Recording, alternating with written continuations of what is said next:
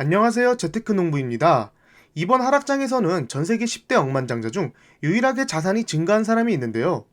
우리가 너무나도 잘 알고 있지만 실제로 그의 투자 방법을 따라하는 사람은 드물다라고 생각합니다. 그가 어떻게 이번 하락장에서 자산을 늘렸고 우리는 어떤 점을 배워야 할지 한번 확인해 보겠습니다. 그럼 바로 시작하겠습니다. 구독과 좋아요 부탁드립니다. 해당 영상은 개인적인 의견일 뿐 참고만 부탁드립니다. 바로 전 세계에서 가장 유명한 사람 중 하나인 워런 버핏입니다.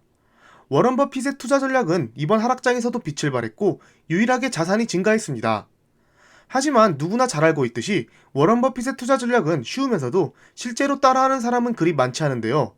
다시 한번 워런 버핏의 투자 전략을 확인해보고 이번 하락장 때는 어떤 점을 배워서 다음 하락장에는 어떻게 대처해야 할지 확인해보겠습니다. 먼저 그의 투자 전략이 성공했다는 것을 보려면 버크셔 해서웨이의 주가를 보면 알 수 있습니다. 버크셔 해서웨이는 두 개 주식이 있습니다. 알파벳이 A와 C가 있는 것처럼 버크셔 해서웨이도 A와 B가 있는데요. A는 의결권이 있는 주식이고 B는 의결권이 없는 주식입니다. 버크셔 해서웨이 A는 현재 한 주당 약 47만 달러로 우리나라 돈으로 환산하면 약 5억 6,500만 원 정도 됩니다. 세계에서 가장 비싼 주식입니다. 그래서 사람들은 버크셔 B를 사는데 보시다시피 주가 움직임이 똑같기 때문에 투자하실 때는 B를 사셔도 아무 문제가 없습니다. 그러면 지금 버크셔 해서웨이는 고점 대비 몇 프로나 하락했을까요? 보시다시피 2.8%만 하락했습니다. 심지어 최근 나스닥이 11% 급락하는 동안 버크셔 해서웨이 주식은 5.3%나 올랐습니다. 최근 메타 플랫폼이 급락하면서 버크셔 해서웨이가 다시 한번 시총 순위를 많이 올렸습니다. 보시면 7, 8위를 버크셔 해서웨이가 차지하고 있는데요. 엔비디아는 심지어 10위까지 내려갔습니다. 다들 기억하실지 모르겠지만 엔비디아가 급등할 때 엔비디아가 드디어 버크셔 해서웨이 시총까지 제쳤다고 뉴스로 나왔습니다.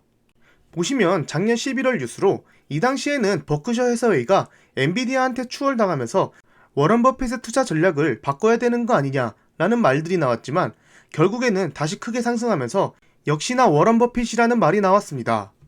이 차트는 버크셔 해서웨이와 S&P 500 지수, 나스닥 지수 추종 ETF QQQ, 다우 지수 추종 ETF인 DJI와 주가를 비교한 자료입니다. 최근 1년 사이 수익률을 보시면 버크셔 해서웨이가 33% 상승했고 S&P가 17.8%, 다우가 13%, 나스닥은 8.4%밖에 상승하지 못했습니다. 시장을 이기는 수익을 보여준다는 게 정말 힘든데 버크셔 해서웨이는 시장의 수익률을 아주 크게 넘었습니다.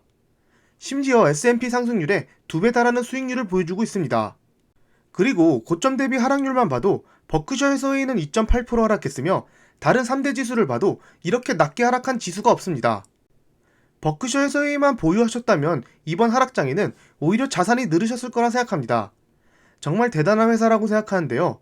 이 자료는 2월 3일 자료로 세계 10대 부자 중 유일하게 워런 버핏만 자산이 늘었습니다. 또한 부자 순위도 8위에서 7위로 상승했는데요. 이 말인즉슨 우리가 워런 버핏의 투자 방법과 포트폴리오를 참고해서 투자했다면 이번 하락장에는 자산이 늘었다는 말입니다. 그렇다면 어떻게 투자를 했길래 이렇게 혼자만 재산이 늘 수 있을까요? 바로 자신의 투자 원칙을 지키면서 안정적인 투자를 했기 때문인데요.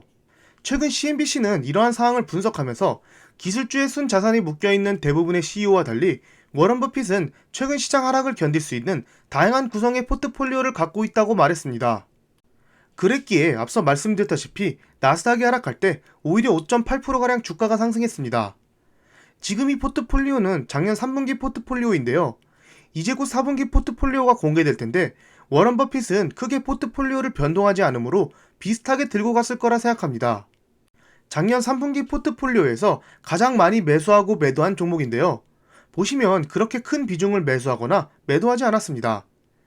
에너지 주식인 쉐브론을 가장 많이 매수했는데 작년 3분기 이후 주가가 거의 30% 이상 올랐습니다.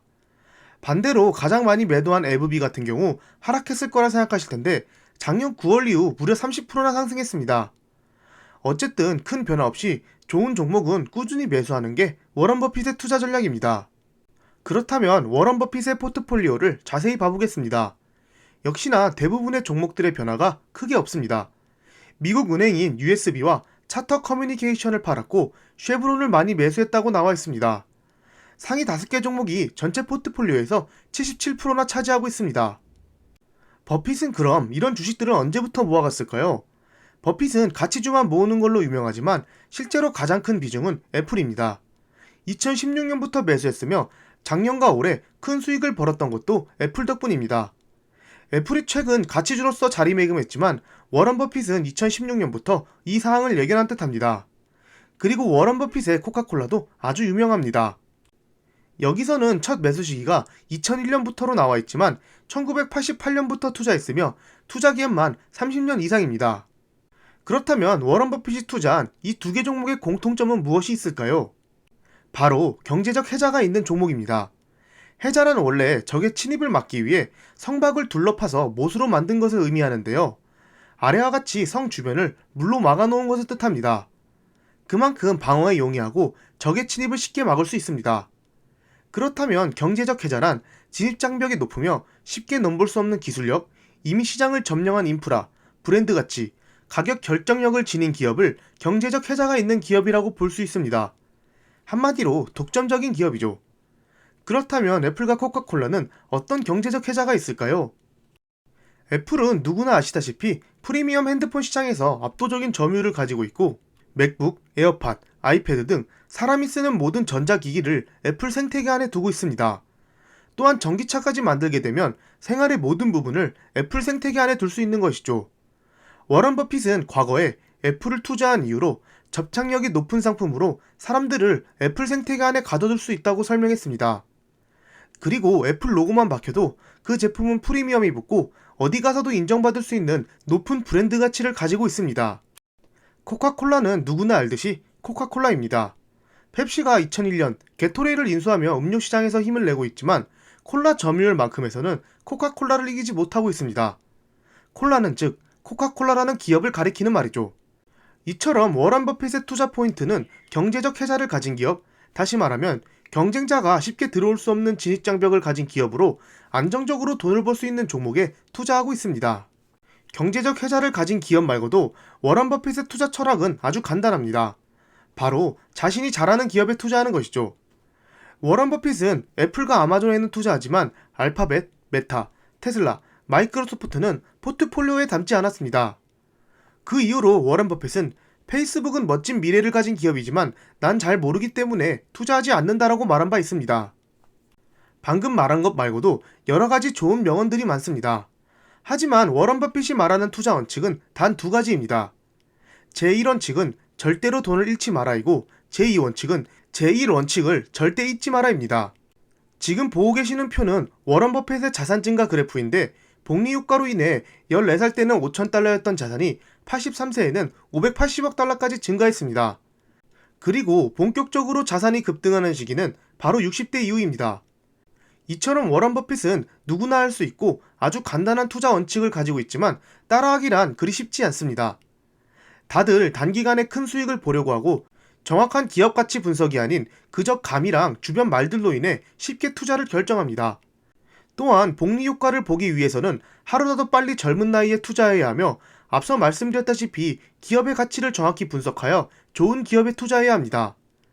저도 이번 하락장을 겪으면서 많은 것을 배웠는데요. 자신의 투자 방법이 100% 맞을 수가 없습니다. 그렇기에 여러 투자 고수들의 명언과 기법들을 참고하면서 계속해서 발전해 나가야 된다고 생각합니다. 또한 오래 가지고 갈 수 있는 멘탈과 확신이 있으면 저희들도 언젠가 워런 버핏처럼 큰 성공을 이룰 수 있다고 생각합니다. 가끔 시장이 너무 하락할 때 이런 투자 현인들의 포트폴리오나 명언을 보는 것도 다시 한번 멘탈을 잡을 수 있는 방법이라고 생각합니다. 영상을 제작하면서 나스닥 선물 시장을 보니 아직은 어느 방향으로 갈지 결정은 안 된 듯합니다. 나스닥이 어느 방향으로 가든 우리가 좋은 주식을 투자했고 투자할 계획이 있다면 적당한 타이밍에 수량을 늘려간다는 생각으로 모아가신다면 시간이 돈으로 바뀌면서 우리도 크게 성공할 수 있다고 생각합니다. 오늘도 즐거운 하루 보내세요. 감사합니다. 절대 투자 추천 영상이 아닌 개인적인 의견이니 참고만 부탁드립니다. 지금까지 제 영상을 봐주셔서 감사합니다. 구독과 좋아요 부탁드립니다.